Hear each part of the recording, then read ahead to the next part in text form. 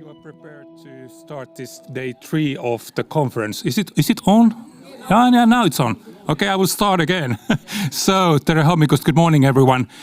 I hope you have slept well, danced well yesterday evening, and are prepared for the third day of the conference. My name is Kimmo Antila. I'm a former judge of the judging panel for EMYA and a current board member of European Museum Forum. And it's my pleasure to host the morning session and to present our keynote speaker for today. Yesterday, Daniel O'Donovan from Nanonegle Place was stating that you have to say yes to your communities.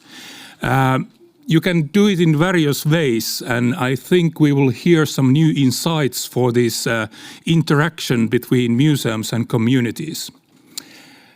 Our keynote speaker is from this institution, Research Director and Deputy Director Pille Runnel, and Pille will give, as I already said, new insights for this relationship between museum and communities, and trying to map some key words to this issue.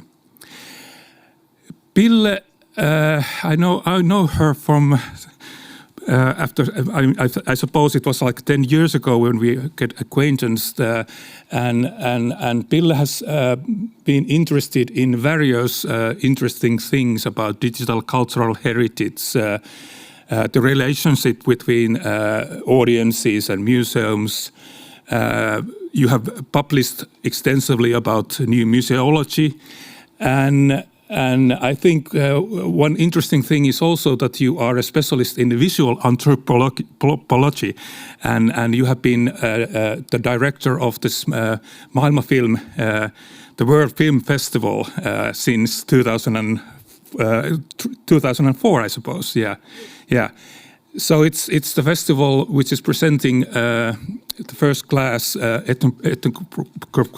ethnographical and anthropological documentary films annually here in the Estonian National Museum.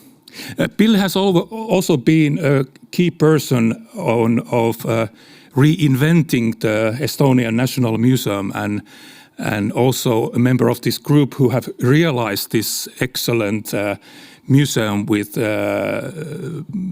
very, very fine exhibitions, but also outreach programs and research programs in this new wonderful national museum, which we are able to be here today.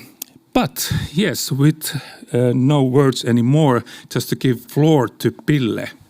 Please.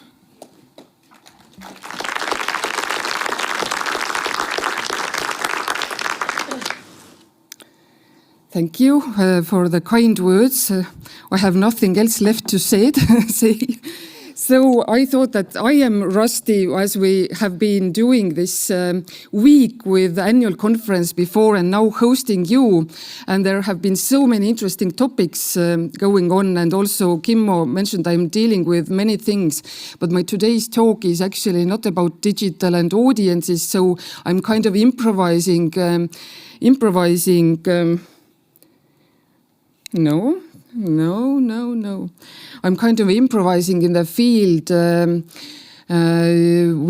which is relevant to me, but I am situated somewhere in between cultural heritage and museology. But I wanted to start with chapter 1. I have a story in 3 chapters, and I will see how long I will get. And we usually start our talks as our museology group by pointing out that the museum is in fact an institution which is situated on 3 different fields. Museum as a public institution, museum as a cultural institution, and museum as an economic institution. So I will move from cultural institution to public to economic one. But I would really like to see the slides as well, because there is no point just reading. All right, I will start with culture. Chapter 1, War Coffee. February 24th is the anniversary of the Republic of Estonia. It is a day when people do not go to work and celebrate, sometimes in a more mundane way and sometimes more solemnly. When I woke up on February 24th and started making my morning coffee, I opened the phone to browse the news and get ready for the day. The war had started and I was making war coffee. War in Ukraine had been going on since 2014, and as the years passed, we had shifted our attention regarding the ongoing violence to the periphery of our attention and continued to live our daily lives. There were more acute concerns such as the global pandemics or recently the emerging energy crisis, and the attack was unexpected. We had watched the gathering of Russian military forces along the Ukrainian border with great concern, but it was not possible that the army would cross the border. Now it was clear that not only did they choose to cross, but the target was the capital of our nearby country. While sipping my coffee, I readjusted my plan for the day as there is nothing to celebrate, I realized, and I headed to the office here to re-put the office plants, which had been long waiting. And it was quite a long morning. We had planned to open the museum for this day as with previous years, but due to this sad and frightening news, the program planned for that day was not expected to attract much attention. Getting closer to the building through a dark, windy and soggy February morning, I saw that the museum car park was full. There didn't seem to be any vacant spots. When I entered the building, I realized the house was packed, so I spent the next few hours engaged with a variety of activities, from a small exhibition opening to sitting at the activity table of the art exhibition, where some acquaintances held a competition of solving art puzzles. And the museum's restaurant and the lobby area and the exhibitions were crowded. A choir was preparing for the concert and several people just spent time with others they had met at the building. After the 3,000th visitor, we gave up counting them. The museum had become a safe haven for families and groups of friends who had faced something they would not have wanted to know when they heard the news in the morning. The reason for coming there was both the desire to be together and something that particularly the museum was able to offer. In times of crisis, culture becomes a safety net, something to grasp, to hide into and to experience in order to dispel the threat we face. As you heard yesterday, the flood of people in the museum continued in the following weeks, and we at the museum realized that the museum can provide reassurance and, if necessary, comfort and knowledge by telling our stories. Also to those who are not usually considered vulnerable groups, so basically everybody. No one is safe from becoming vulnerable. And in the following weeks, the protective nature of the museum extended to those who came to Estonia to escape the war. What we provide is both an offer of a kind of cultural integration, coming together, and simply a refuge. The museums have the skills and knowledge for this, and we can be an important partner for both the government and civil society in helping to manage the crisis. As a museum worker, I have also found myself in a new public role, telling the international public about the history of the region more than ever before, and why we feel that the current events are a black dream kind of repetition of what happened in the region during World War II and the subsequent Stalinist terror. This too was something which had largely been reduced to particular memory communities because we, the others, wanted to move on. And now it had become clear that we would not only move on with taking that had happened before with us. There was kind of no escape. However, this is not just a dark revelation. There is also a sense of relief in this knowledge. In times of crisis, cultural heritage becomes a safety net, sometimes in a literal sense. And over the past weeks, Estonian museums, starting with our museum, have offered spaces for Estonian handicraft community who held gatherings for the joint weaving of the sky camouflage nets, applying skills and knowledge from the past. And this war coffee I was making in the beginning of this period of life, a drink from the end of February, has stayed with me. And it has stayed with me as a metaphor. In the museum context, it is a signifier of care. My first keyword for the museums and their communities as care, and it is culture as care. So my previous story about the museum at the first days of the war could be also put on a more formal map, and it is the well-being for the audiences, which is increasingly a shared phrase in kind of cultural politics.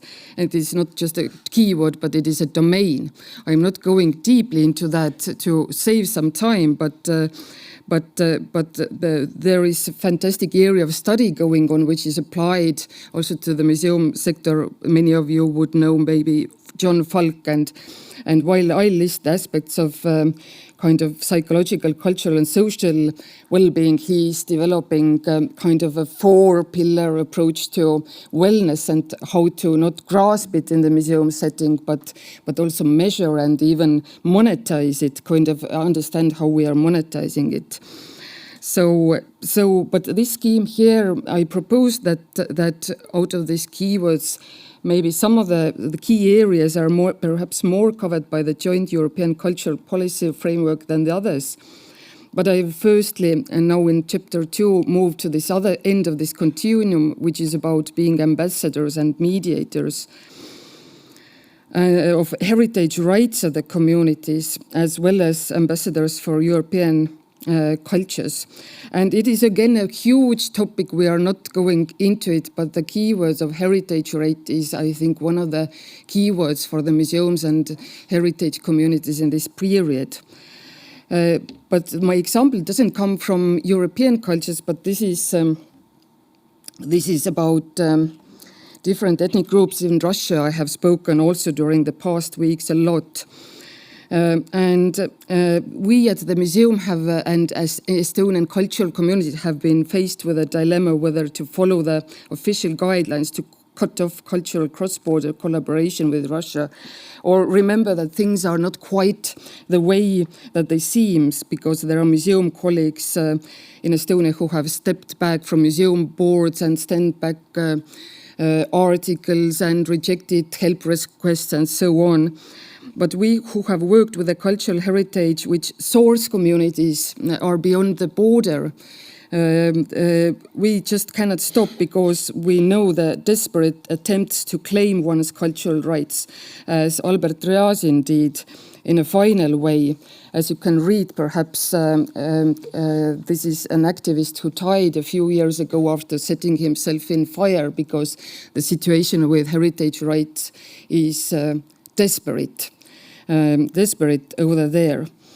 But when I switched to Estonian National Museum as an example, my example of Razin was said from an activist point of view, but we know that museums have to be much more sensitive in this field, and we can't kind of go and choose one viewpoint. So if some of us we would go, or perhaps already visited our Finno-Ugric exhibition, Echo of the Urals, you will see that this is mostly a collection-based exhibition. This is based on our collection of about 10,000 items and other parts of collections which accompany it.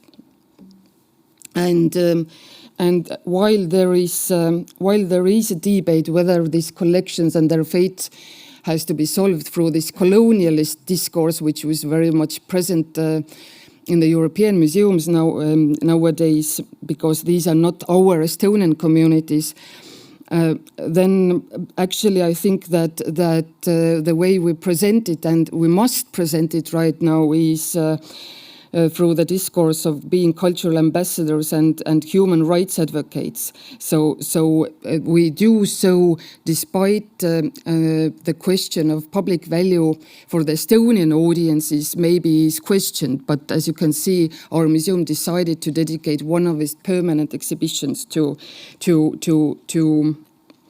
these collections, these peoples, and to be representative of heritage rights. And to switch kind of a generalization, I think that all the museums have the potential to represent European communities regarding their heritage right. So while cultural diplomacy by default belongs to kind of nation states and national arsenal of public policies, I think that museums in their variety and unity have to be seen as simultaneously operating as all those levels, kind of moving from the local to the global, maybe via national and maybe not. But it is not a top-down or bottom-up approach, but a kind of negotiation and mediation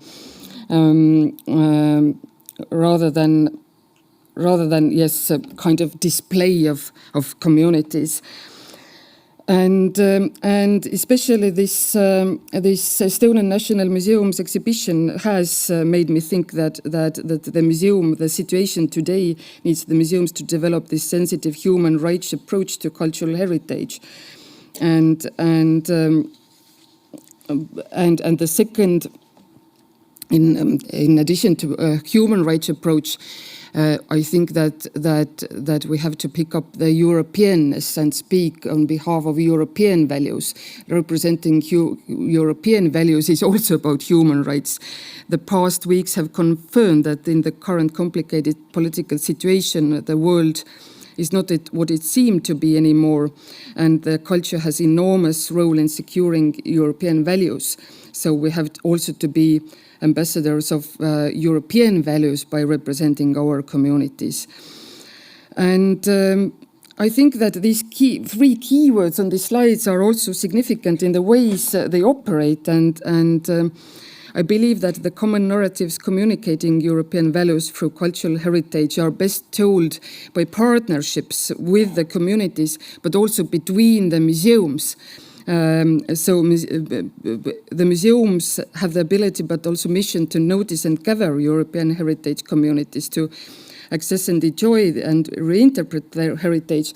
But it is important that this work is done by cross-European collaborations and networks to share experiences and empower these activities. And this is why institutions such as European Museum Forum and EMYA, I don't see primarily as a showcase of renewal, but kind of a tool of secure cultural resilience. So only by acting together, as we're doing here, there is a chance to kind of contribute to solving problems which are essentially global.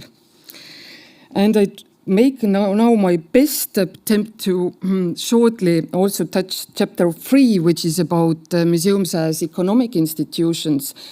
And I called it the heritage optimism. Heritage optimism is kind of a dialogue between our hope that heritage will solve things, but also the fact that European museums, along with the rest of the society, are facing tightening opportunities, because we are living in a triple crisis now, and we desperately need to make the case for the value of museum institutions and museums as the resource of this kind of public value. And as part of this development-related optimism, museums as heritage institutions are nowadays reconceptualized as investments rather than cost to the society, kind of contributing to economic public value rather than cost to the society.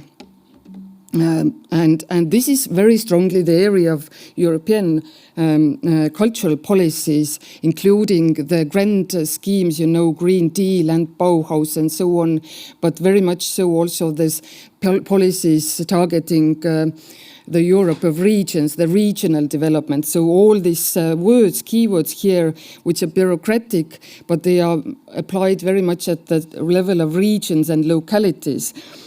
And one of the goals is finding new heritage-based activities and opportunities. We also yesterday, you noticed maybe a keyword adaptive reuse in first keynote slide. I noticed it and said, yes, this is the vocabulary, which is real meaning. So there is an important aspect of future building in these visions. So the preservation of cultural heritage, such as museum collections, is about taking care of existing resources and taking something from the past and in a conscious act bringing this into the future. So cultural heritage is being redefined as kind of a dynamic force that drives social, cultural and economic changes and thereby strengthens societies. And I try to briefly touch upon one more story from the Estonian National Museum. This was a food heritage culture project at the museum. And this was an example I tried to summarize as tightly as possible. It was about collaboration with small and micro enterprises and micro producers and regional development institutions such as public bodies and NGOs. And we had a lot of activities like targeting the exact collaboration with these producers, but also organizing events such as food souvenir competition for the museum and organizing days of regional flavors of Estonian food regions by introducing our collections, but also talking about heritagization as a process. So it was a long and quite successful project, but also to sum it up immediately after opening this topic, we see many challenges. We proved that heritage, such as food heritage, is excellent topic for collaboration. But we realized that this collaboration has to be built on long-term rather than project-based initiatives where we often lack resources.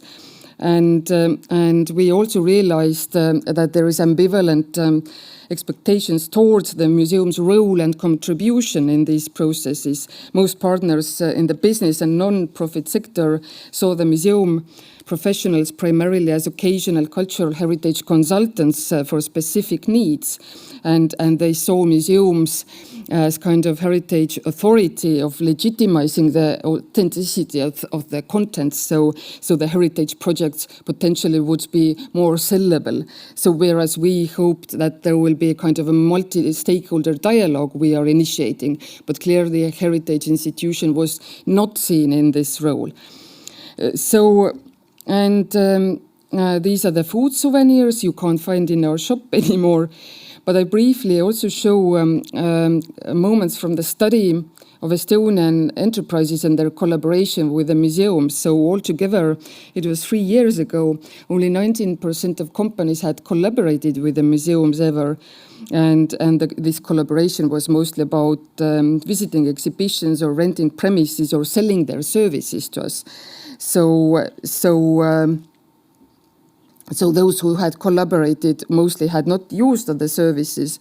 And when we look at those who are like enterprises who are non-visitors, we see that the majority of them have never thought about collaboration at all. So although different academic literature reviews and many European projects are confirming this hypothesis, and regions and cities and places have started playing an important role in the heritage field, also as our small collaboration efforts show that the representation of cultural heritage and culture in these European policies, the actual representation is very low, so we are actually not participating in these processes to strengthen this innovation as expected. And smart specialization initiatives, for example, across Europe, there are some regions who are doing it, but mostly we are not. This is very occasional. And as our case study showed, the local communities might see cultural heritage as a resource, but there seems to be no familiar or comfortable route or pathway to utilize it, the museums as resources or collaboration partners. And finally, we learned that maybe there still is a way, because this adaptive reuse of the heritage is always very context specific. So slowly but surely it is possible to do it. But it is not inaccessible, but we have to step up here.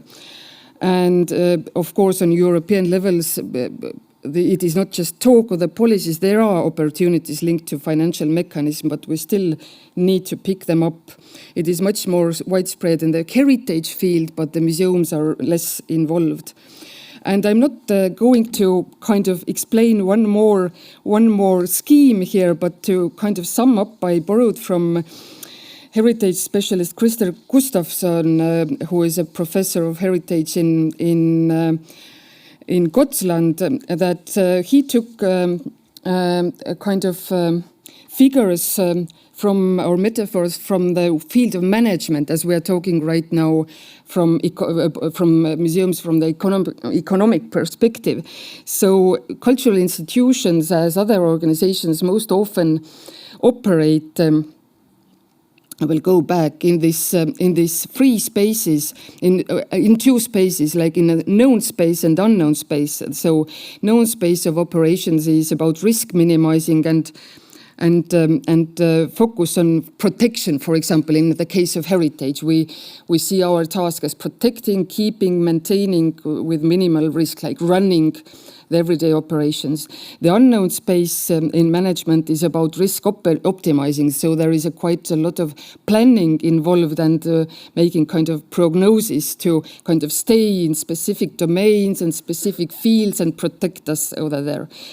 But finally, there is this unknown space or unknowable space, and this is where this real entrepreneurship is found. And while the previous two is where they operate, these European policies actually suggest that we step also into this third space, and this is the kind of space where in the economic world most of the venture capitalists operate. In this space, it is actually respected that each actor or participant steps in with their own goals and agendas and needs and policies and even business models. But for innovation, we don't have to have even common goals. We just have to step in and innovate. And in this kind of space, I think that the cultural heritage we hold could be the infrastructure of this innovation, really.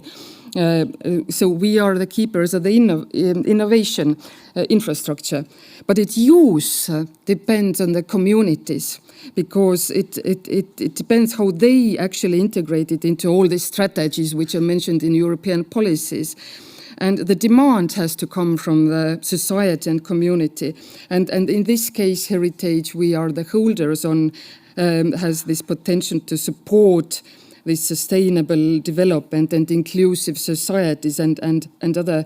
So these specific needs and problems and opportunities of people and communities have to come first. The heritage value has to be noticed by them and then mainstreamed and adapted into solutions. The role of us, the museums, is to learn to listen and then give the answers. So it is not about centering around us, but us stepping into this joint space. And this is where I have to make the rapid stop, because the time is over. And before I go into more managerial speak, moving from care to management. So thank you. This was my insight. I hope you could follow.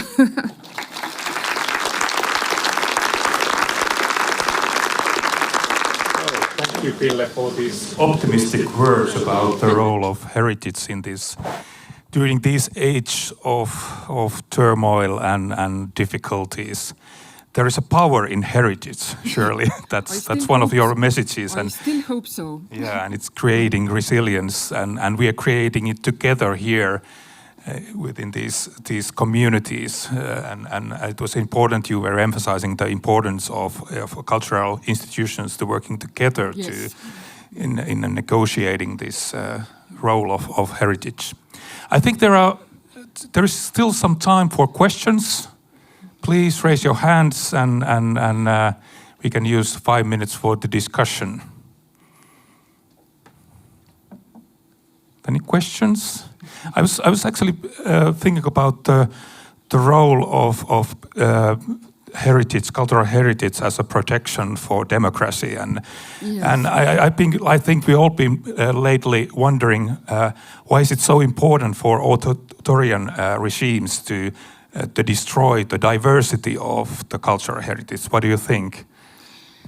This is again, democracy is something I have been worked a lot on, and as a word, I left it out today. I step here, sorry, because there is online audience also, that I left it. We have been working a lot on participation and engagement and democracy as a framework for what we do, which is really relevant. But here I picked up, and of course I didn't have time to elaborate, but just picked up this word of cultural rights.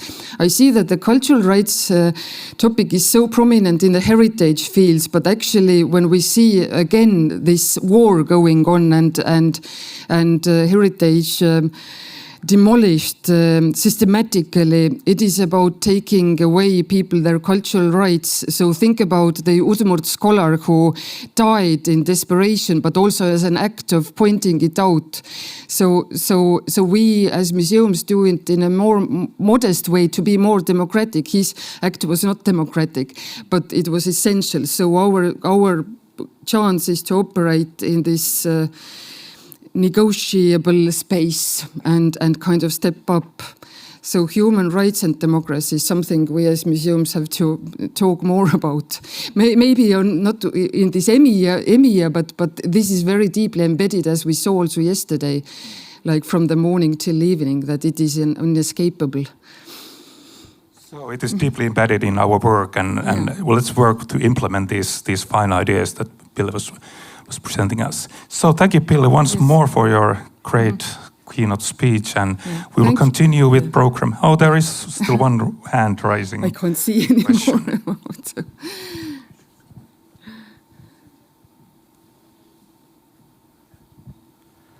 Good morning. You are bringing a new perspective to the museum world. Do you believe it will create the synergy, this kind of approach? You know, because I picked different keywords, one of them was essentially, it was like care and being there for the community, and then moved to the economic world.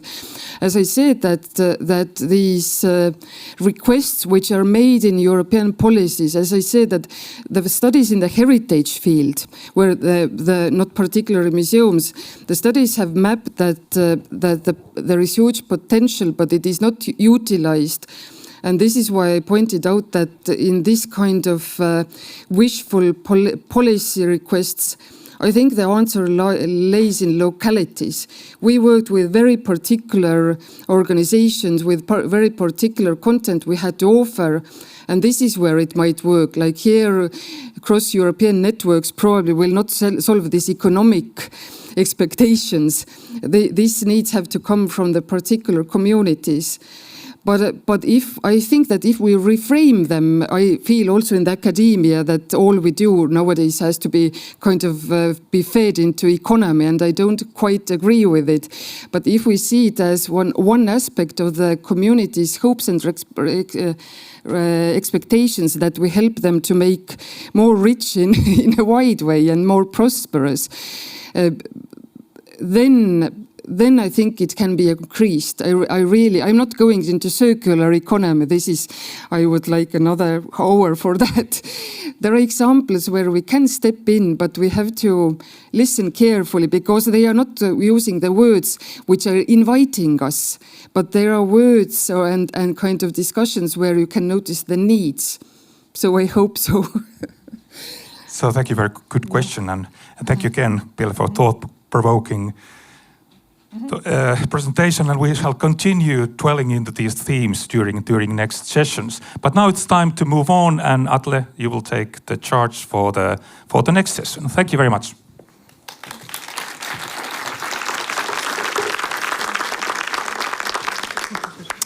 Good morning, all of you. Yesterday we saw the presentation for half of the participants. Today we are go through the second half of the participants. You see 4 museums here, but actually we are 5. 2 of them are online, we hope. Yes, and you're both there. Nice to see you. I would like to, that is Woodcarving Museum and Holmegaard. Yes, we soon let you on. Fondation Opale, you are here? Yeah, please take a seat. Adi Design Museum. You are here? Yeah, thank you. A Museum of Footwear and Industry. Super, all are here. For those who was not here yesterday, the microphone should be okay. If you start to do something, you normally only succeeded with turn it off. And that's not very helpful, because when you start speaking, they will put it on, I think. And you are free to also use that one, and it's a screen here where you can follow. And for you who are online, we'd just like to hear you presenting your name, and that we can hear what you are saying and that you can hear us. We can see you very well on a huge screen here. Let's start with Woodcarving Museum. Hello, everybody. My name is Maya, and I'm the curator of our Woodcarving Museum from Konya. Hello world, my name is Emir and I'm the architect responsible for the Woodcarving Museum architecture. Thank you. Holmegaard? Yes, hello, my name is Kimmo Hansen and I'm the director of Holmegaard Vaerk. Good. Can we also have a short introduction and test the microphone here? So you say your role in the museum and where you come from? My name is Aina Ferrero, and I am the director of the Museum of Footwear and Industry in Inca, Spain. Hi, everybody. I'm Maria Pina Poleda. I'm the head of production of Adi Design Museum. No, you don't. You should just speak. Okay. Yeah. Okay. You turn it off. Thank you. I am Andrea Cancellato. I am director of Adi Design Museum. And hello, I'm Gauthier Carini, the director of Fondation Opale in Switzerland. Good, thank you. Then we have, we start with the presentation, 5 minutes for each museum. Most of you have a PowerPoint you would like to share. I think those who are online have to share your computer with us. Is okay? We start with the Woodcarving Museum. We can see your PowerPoint and you can start. Please welcome. Thank you so much for the introduction and thank you for this opportunity. So we are a woodcarving museum from Keynotes, Bosnia and Herzegovina, and we are the only woodcarving museum in our country.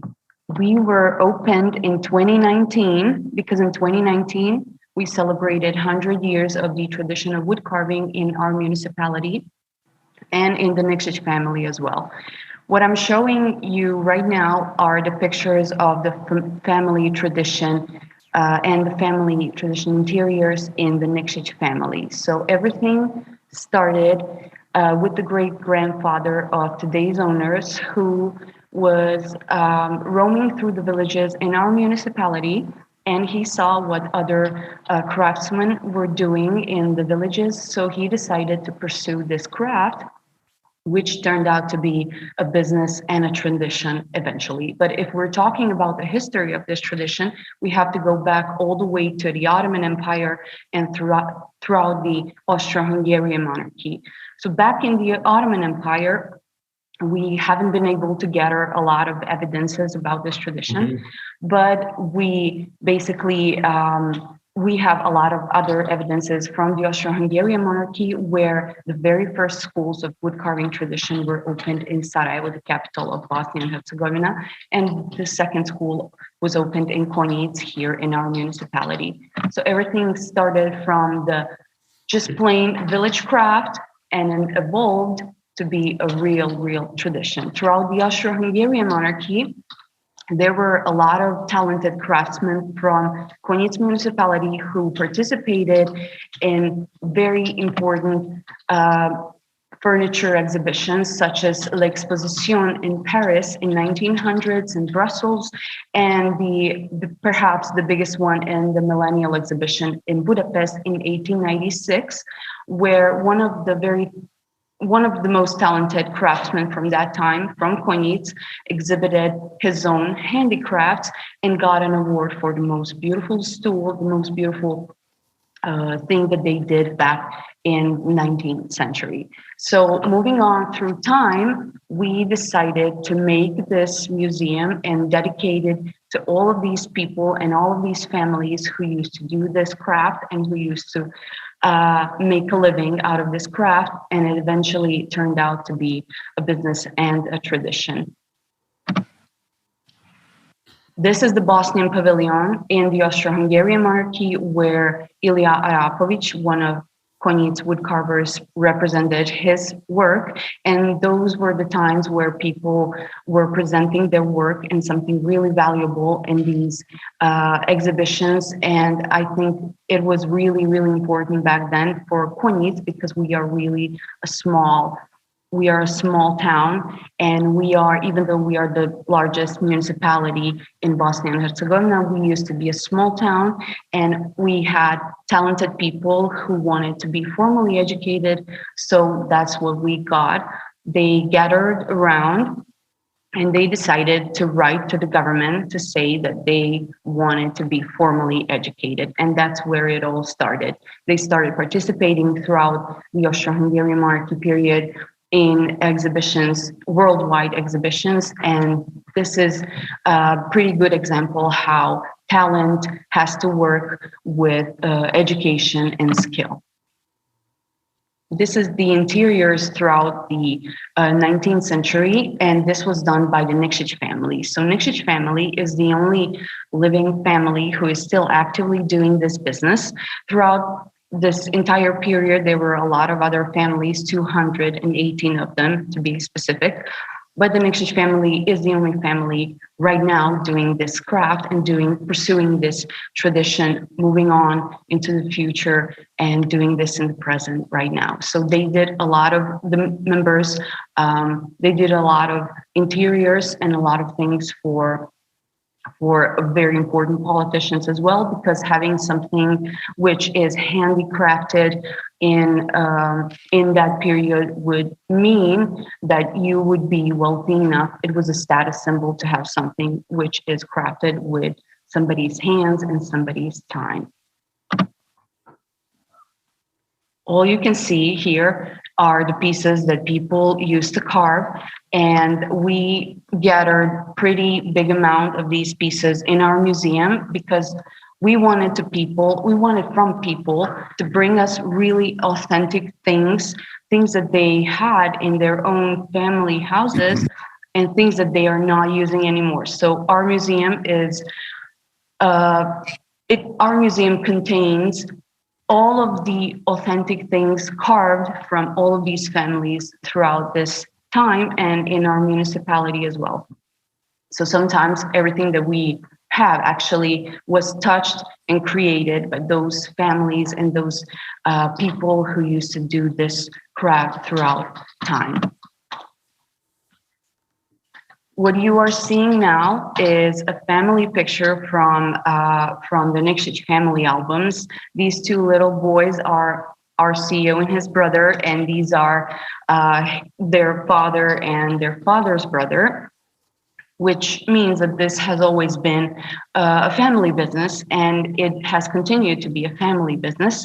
And everything, as I said, started with the great-grandfather of today's owners, and the knowledge from their great-grandfather was passed down to his sons, and his sons passed down the knowledge to their sons.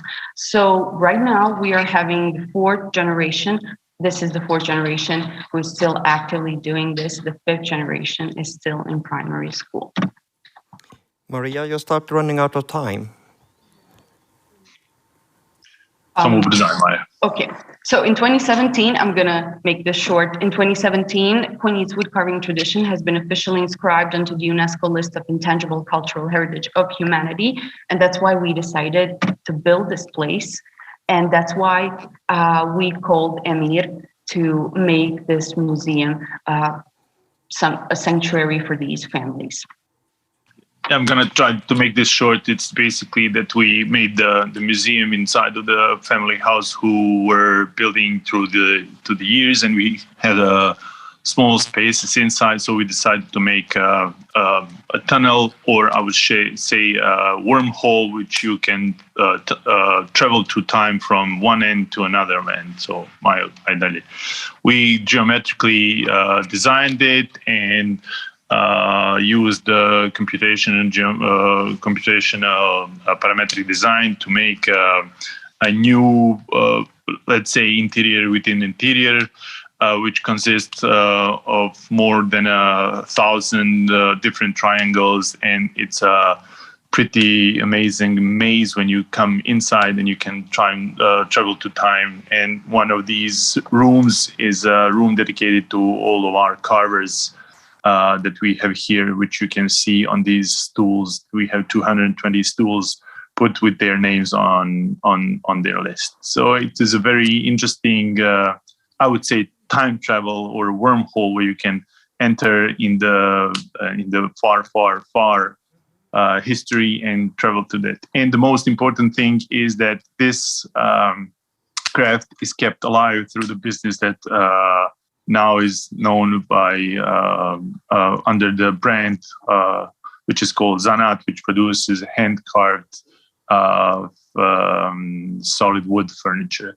This is you can see how we assemble it, and there is very interesting movie that we can show you later because we are running out of time, or you can see it online, which says which transfers all the sounds from the factory or the carving through a video, and you can see it, how amazing this craft is. Thank you. Thank you very much. Yes, we are.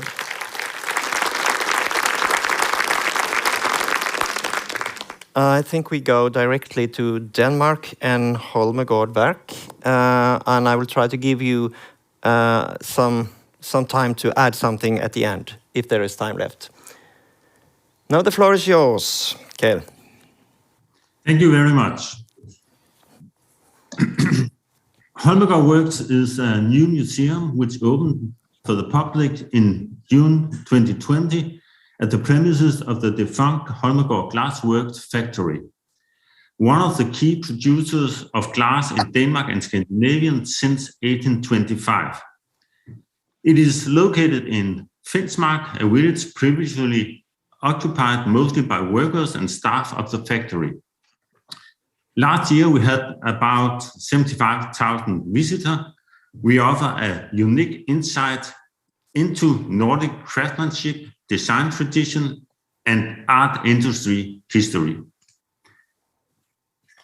The workspaces and oven stands where they were abandoned in 2008 when the factory went bankrupt, and these are, of course, the heart and core in our new museum.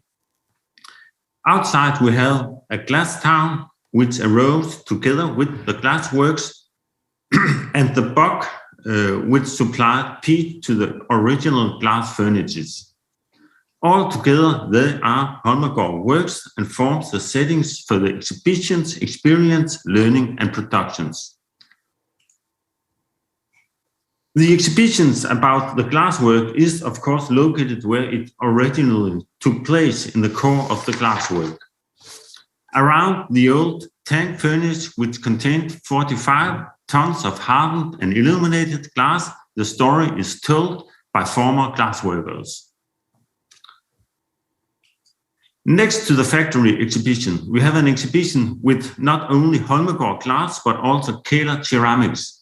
Keynote ceramics is Denmark's most famous ceramics and also from the area.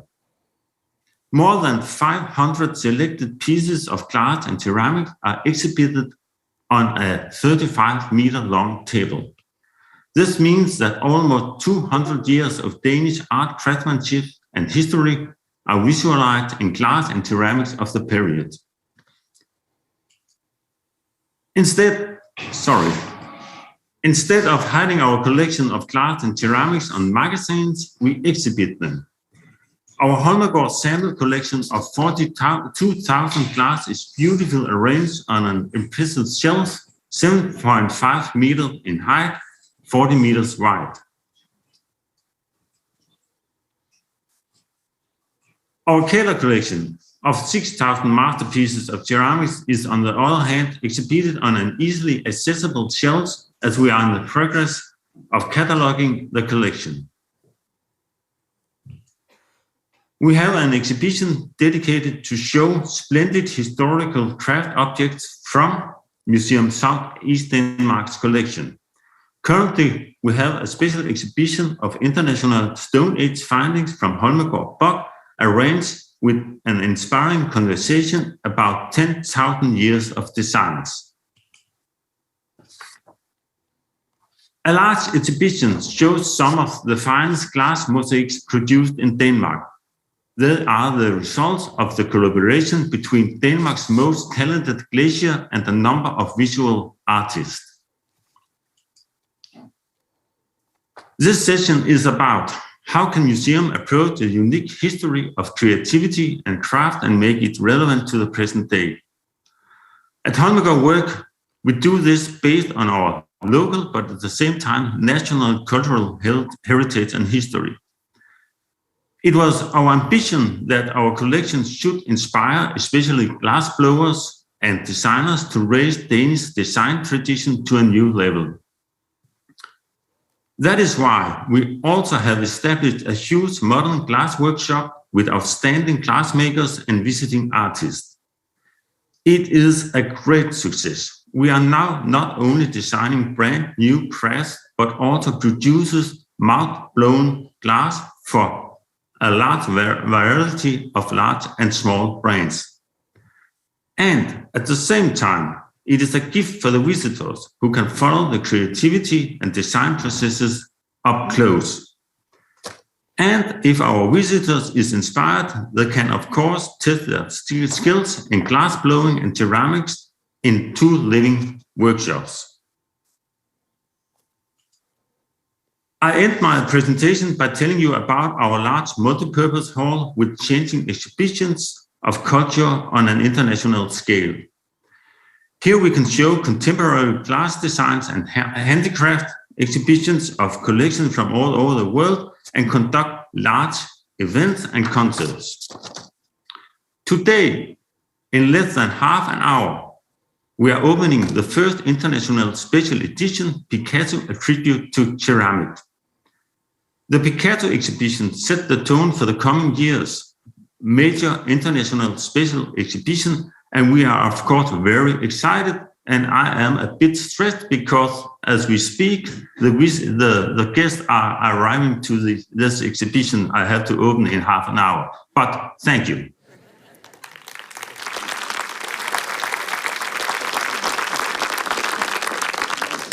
Thank you very much.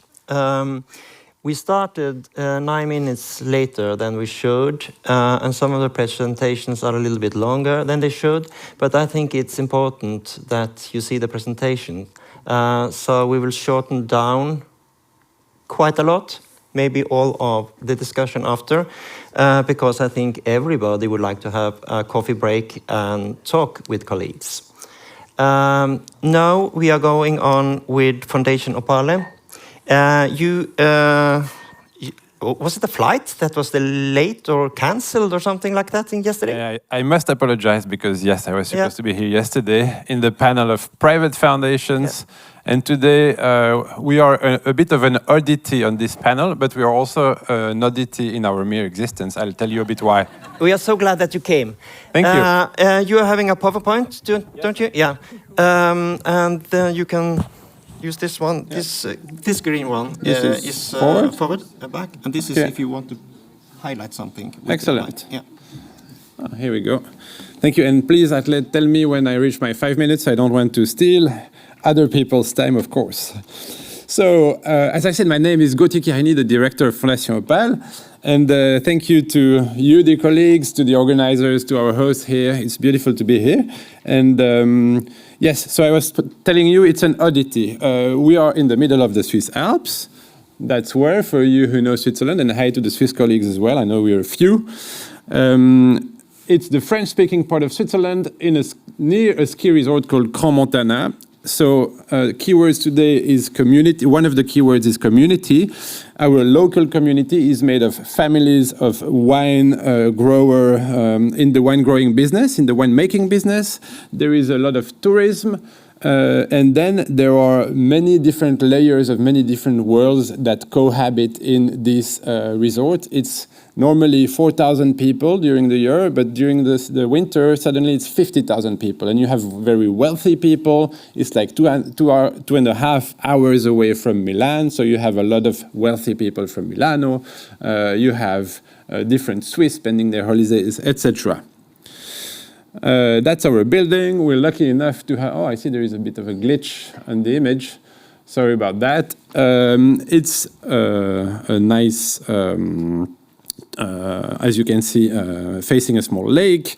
It's 250 square meters of solar panels. So we are lucky enough to have a building which is very efficient energy-wise. And I'm telling you where and who before I'm telling you what and why.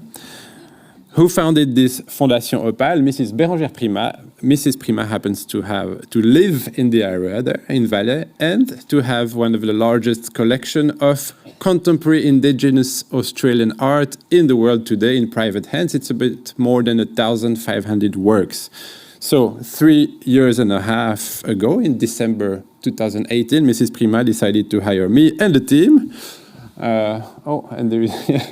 So that's part of us, to actually open the doors of her collection and to share with the public her passion for indigenous Australian art or contemporary Aboriginal art.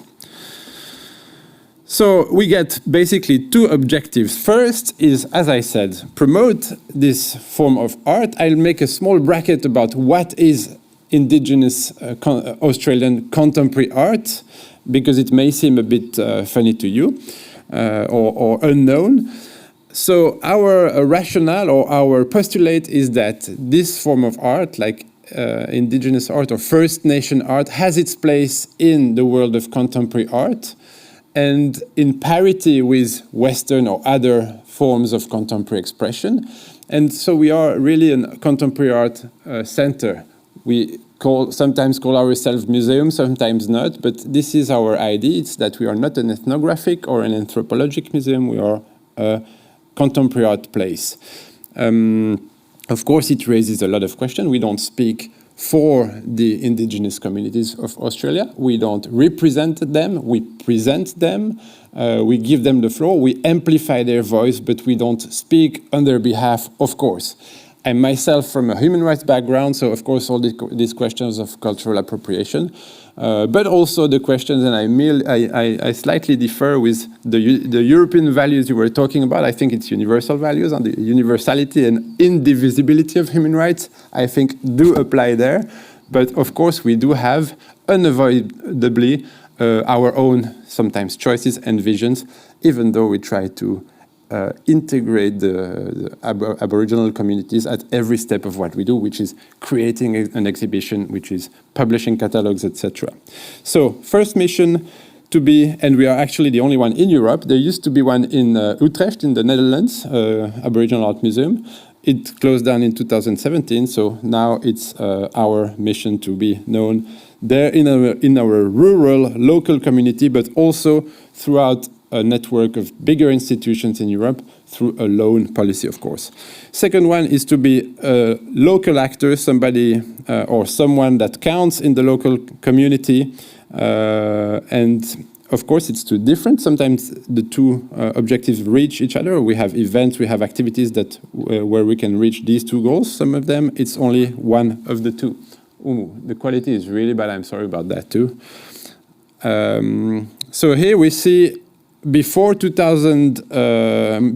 2020, we used to have as many artists from Australia coming to Lens, to Grand Montana in Switzerland, to exchange. And this, it's very experimental. You cannot have an Aboriginal person standing as I would be here talking to you. This would be very, very weird, awkward, and normally it's so the keynote speech doesn't work. So we are always very experimental in trying to have exchanges. Here you see Mr. Walala Chapaljari in discussion with children. We don't see the adults, but there were adults too participating in the workshop, in the exchange that lasted the whole day.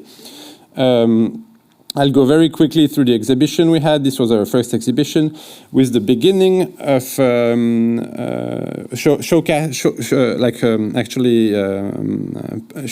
the very first boards that were considered as the beginning of contemporary Aboriginal art. This was in 1971 in the Central Desert near Alice Springs, where actually a white Australian art teacher, in discussion with his student, said, why don't you paint the traditional motif and the stories of the dreaming, which is the mythology, the cosmology of indigenous Australian people.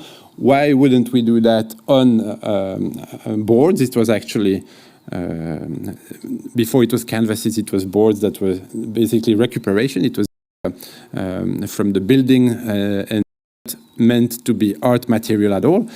And with modern means, with modern painting, acrylic painting, they started to do that, and this became this art movement that was qualified as one of the last great art movement of the 21st century. 20th. I'm running. Okay, yeah. These are examples of the 20th century. Excuse me, of course. These are examples of our installations, of our activities. Very quickly, as you see, we don't want to recreate little boxes, because for indigenous art in Australia, there are no disciplines. It's not visual arts or dance or song. All this comes together. It's also not fine arts or handicraft. This is more a Eurocentric vision. So all this also in the panel today maybe is a theme of interest. How do we define which is which? And maybe last. Must be last. Must be last. I will say, that we are planning to build a new auditorium. So this is very inspiring here. Thank you very much. And happy to answer questions later. Thank you. Thank you. Is it correct that both of you would like to show the video? Yes. But you can stand there and add some comments because your video is shorter than 5 minutes. So we start with ADI Design Museum. I think we will get it on. He's going to present and the video. Yeah, okay.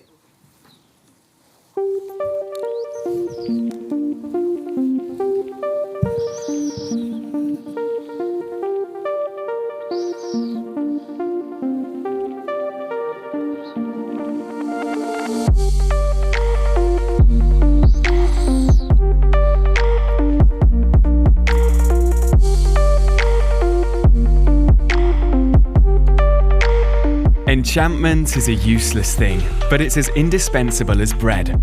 These words come from Gio Ponti, legendary Italian architect, industrial and furniture designer and artist who, in 1954, gave birth to the idea of establishing the Compasso d'Oro Award. It is the oldest institutional design recognition in the world. Its aim is to highlight the quality of made in Italy products, but above all, to recognize the value process that design transversely imprints on the worlds of production and society. Most of all, it has a lot to do with enchantment.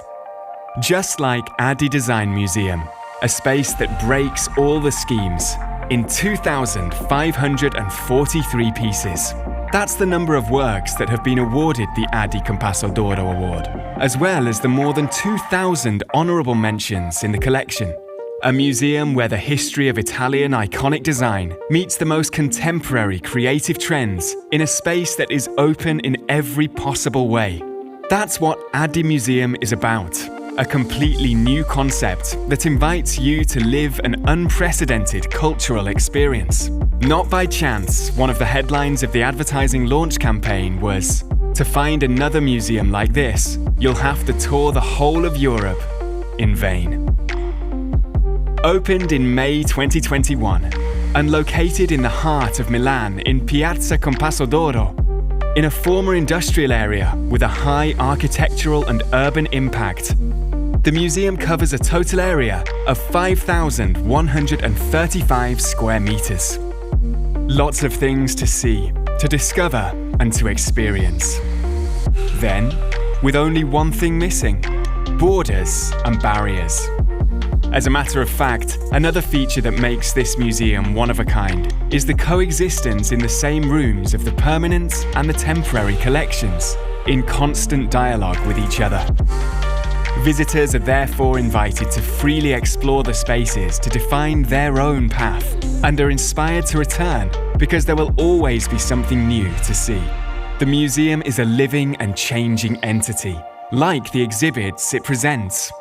Another key element is the involvement with the local community, and with a new model of sustainable city known as the 15-minute city, in which every citizen can reach essential services, including cultural ones, in 15 minutes on foot or by bicycle. All in all, Adi Design Museum is a place of enchantment.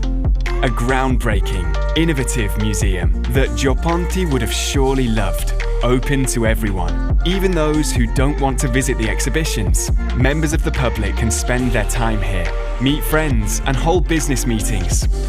The glazed gallery, the focal point of the museum, connects Via Ceresio with Via Bramante via a walkway that becomes a genuinely new design path.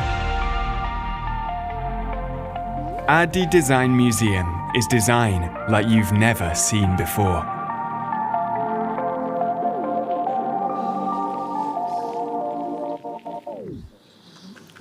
Good morning. I'm sorry. First of all, sorry for my English. It's bad, and I need your collaboration. Our museum is the last design museum in the world. But what is a design museum? An art or contemporary art museum, an anthropologic museum, a scientific museum, or an historic museum? We talk about the object. The object that we can buy in the shop near the house, or near the workplace, in every city of the world. Why we show this object in the museum? They are not the artwork, because normally we see the design objects exposed, like the Gioconda of Leonardo, or like the Pietà of Michelangelo. For us, the design objects are our life, the things that we are. What we say with the things that we accompany our life every day. So the museum, to do explain, because this pen, the pen favorite of Renzo Piano, Alessandro Mendini, with infinite ink, is a masterwork. And because I pay 12 euro to see this object in the museum, when it's possible to buy with less 1 euro in the shop. Our goal is that the exhibition, the permanent collection, to dialogue every day in the same space with document, drawing, maquettes, advertising, text, because to read the design is to read our history in direct. We have a mission to show our present with the eye to the recent past and eye and on the future. The design object is not only creative work, but it's a result of dialogue and common work between designer, techniques, manager, graphics, marketing, etc. The design object is the result of the collective work, and the museum wants to tell their history. The system of design, of Italian design, wide, big, with company, designer, architects, school, fair, news magazine, museum. In particular, in Italy, there are hundreds of company museum that to tell the history and the history of the thing, with the small enterprise to make this company museum our background, and together with our collection. To collect and to represent this community is another our goal. Adi Design Museum is the first museum out of center of Milano. It includes two peripheral neighborhood. Our gallery is a street, is a real road inside the museum. You can cross for free and they connected to neighborhood. We are a 15-minute museum. Our neighbors, the citizens, they stay around 15 minutes, are welcome with facilities and services. We want particularly young people in the museum because after the virus, the culture can do a lot for bringing back a life in community. The museum wants attention from the visitors. In the museum, the visitor have to read, not only see the material that our curators have shown for there. The Adi Design Museum want to project a new innovative way to make a design museum, and after 1 year from the opening, the work is only at the beginning. Thank you. For the question and the answer, there is Maria Pina, the future of the Adi Design Museum. Thank you. Then we go to the last one, Museum of Footwear and Industry in Spain. You are also having a video? Yes, but yeah. I'm starting talking and then... You start talking, yeah. Okay. Well, good morning, dear colleagues. My name is Aina Ferrero, and I am the director of the Museum of Footwear and Industry, INCA, Spain. A few years ago, I heard a phrase that left a deep impression on me. I quote, "Examine traditions in their contemporary global context, in close collaboration with the communities themselves." It was said by the former director of the Smithsonian Institute, Michael Mason, and at that time, I had just started as the director of the museum, and I was still trying to understand why a museum that had been inaugurated just 7 years earlier and that intended to tell the industrial history of its community didn't have the people's support. That sentence helped me understand that the museum had been inaugurated without counting on the community that housed it. At a time when many shoe factories were closing and society felt a great rejection towards the museum because they perceived it as the cemetery of an industry still struggling to survive. Today, I would like to share a story of change, the story of our museum, which in just a couple of years, on a very low budget and a small work team, has gone from being a museum ignored by its people to becoming the pride of a community that has made it a participatory museum with a clear social vocation. However, as all you know, it's impossible to explain the whole work done for years in 5 minutes. A lot of people involved, many projects done, many shared illusions, but at least what we can aspire to is to transmit the emotion of our visitors, volunteers, and collaborators who starred the video that will be projected, recording during a family gincana, which shows the deep pride of a community that has reprobated its museum after an intense work of building bridges with the people. Welcome to our museum, please.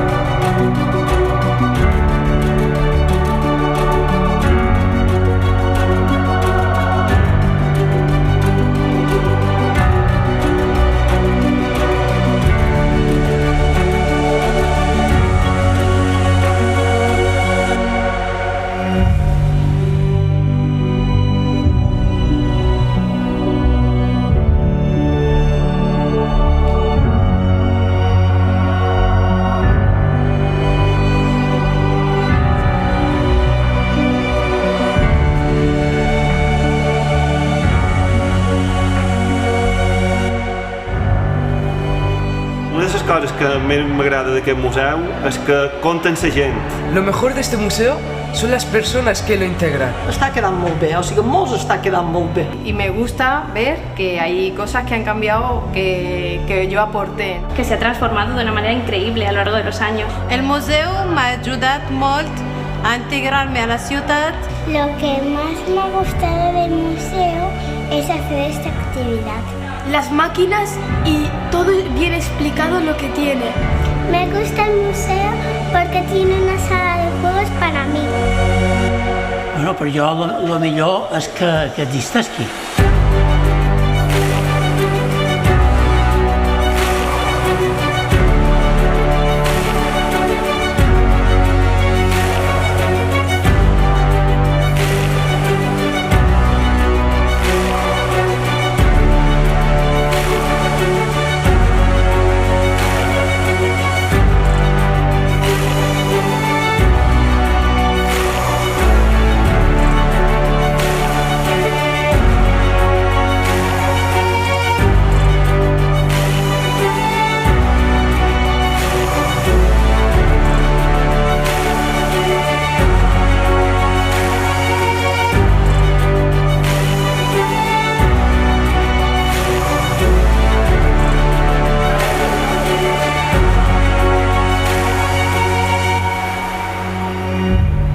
El museu se podria definir amb moltes paraules, però si n'hagués de triar una seria conservació de patrimoni.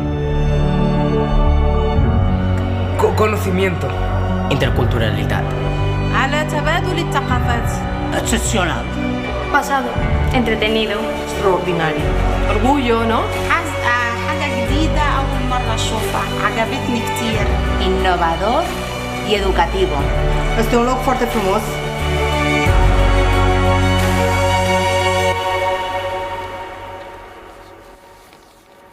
Thank you.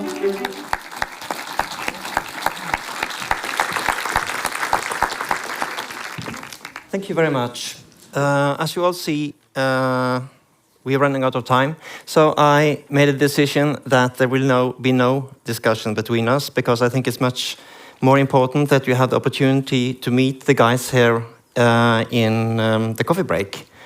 And I think we can agree on that we have been seeing a lot of nice design objects and handcrafts that we would really like to see in our homes. So now we have a good reason to travel to see your museums and all the other museums.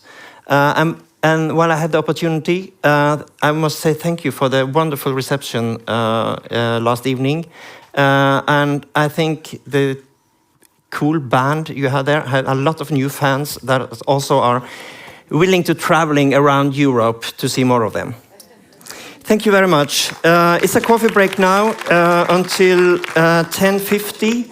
And I think it would be wise if the museum in the next group are here 5 minutes before, so they can arrange everything and we start precise. Is okay? Yes. Thank you.